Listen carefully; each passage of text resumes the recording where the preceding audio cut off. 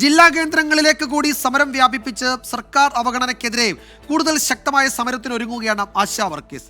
സമരത്തിന് പിന്നിൽ അരാജക സംഘടനകളാണെന്ന് സിപിഎം കേന്ദ്ര കമ്മിറ്റി അംഗം എളമരം കരീം കുറ്റപ്പെടുത്തിയിരുന്നു. അരാജക സംഘടനകൾ പിന്നിലുണ്ടോ എന്ന് സർക്കാർ തന്നെ പരിശോധിക്കട്ടെ എന്നായിരുന്നു സമരസമിതിയും. ആശാ വർക്കേഴ്സിനെ സർക്കാർ നിരന്തരം അപമാനിക്കുന്നുവെന്ന് പ്രതിപക്ഷ നേതാക്കളും ഇന്ന് പ്രതികരിച്ചു. ആർക്കുവേണ്ടിയാണ് ഈ സമരനാടകം? ഇതാണ് സിപിഎം കേന്ദ്ര കമ്മിറ്റി അംഗം എളമരം കരീം ദേശാഭിമാനിയിൽ എഴുതിയ ലേഖനത്തിന്റെ തലക്കെട്ട്. തൽപരകക്ഷികളുടെ കെണിയിൽപ്പെട്ടവരാണ് സമരം നടത്തുന്നതെന്നാണ് ലേഖനത്തിലെ കുറ്റപ്പെടുത്തൽ. ചിലർ ആശാ വർക്കേഴ്സിനെ മോഹിപ്പിച്ചു. പെമ്പിളി ഒരുമൈ സമരത്തിന് സമാനമാണ് ആശാ വർക്കർമാരുടെ സമരം. കേന്ദ്ര പദ്ധതികൾ വ്യവസ്ഥകൾക്കനുസരിച്ച് നടപ്പാക്കാനേ സംസ്ഥാനത്തിന് അധികാരമുള്ളൂ. NHM ഫണ്ടിലേക്ക് കേന്ദ്രം നൽകേണ്ട 468 കോടി നൽകിയിട്ടില്ലെന്നും ലേഖനത്തിൽ എളമരം കരീം പറയുന്നു.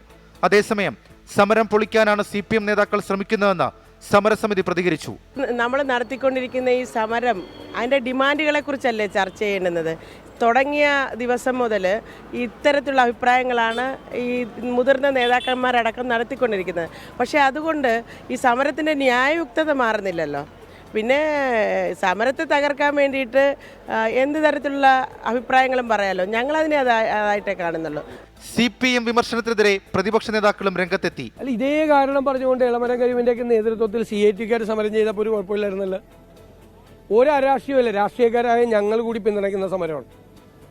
ഒരു സംഘടനയാണ് നടത്തുന്നത്. ആ സംഘടന നടത്തുന്ന അവിടെ വന്നിരിക്കുന്നവർ മുഴുവൻ ആശാ വർക്കർമാരാണ്. അതിനിടെ സമരം മറ്റു ജില്ലകളിലേക്ക് വ്യാപിപ്പിക്കാൻ ആശാ വർക്കേഴ്സ് തീരുമാനിച്ചു. ഈ മാസം 27-ന് ആലപ്പുഴയിലും മലപ്പുറത്തും സമരം നടത്തും. 28-ന് കോഴിക്കോടും സമരത്തിന് തീരുമാനിച്ചിട്ടുണ്ട്. 24 തിരുവനന്തപുരം. അതേസമയം സമരം ചെയ്യുന്ന ആശാ വർക്കേഴ്സുമായി സർക്കാർ ചർച്ച നടത്തണമെന്നാണ് CPI നേതാവ് ആനി രാജ ഇന്ന് 24-നോട് പ്രതികരിച്ചത്. ആശാ വർക്കേഴ്സിനെ അധിക്ഷേപിക്കുന്നവർക്കൊപ്പമല്ല താനെന്നും ആനി രാജ വ്യക്തമാക്കി. ചില സമരങ്ങൾ ഒരു ചർച്ച കൊണ്ടൊക്കെ വിജയിച്ച എത്രയോ സമരങ്ങളുണ്ട്.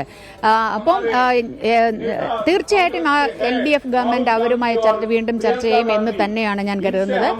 ആശാ വർക്കർമാരുടെ ആവശ്യം അത് ന്യായമാണ്. നമ്മുടെ സംസ്ഥാനത്തെ ആരോഗ്യ മേഖലയിലാണ് അവർ വർക്ക് ചെയ്യുന്നത്.